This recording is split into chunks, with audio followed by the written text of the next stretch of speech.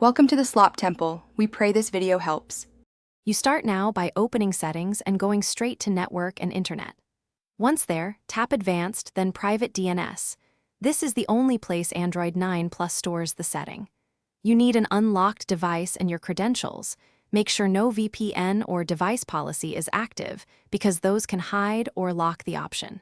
When you see the current mode, automatic or a host name, you're ready to change it. Do this immediately so you can restore default DNS behavior and troubleshoot connectivity. Now change the option. Tap Private DNS mode and select Off. If a hostname is present, clear it first because some builds refuse the off state until the field is empty. Tap Save or OK. On some phones, the change applies instantly. This disables DNS over TLS and returns name lookups to the network or Wi-Fi gateway.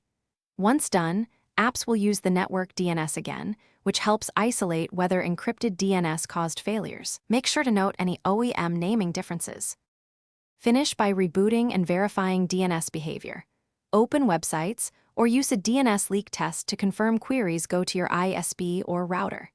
If you cannot turn private DNS off, check for an active VPN app, a device administrator profile, or mobile device management. These commonly enforce encrypted DNS.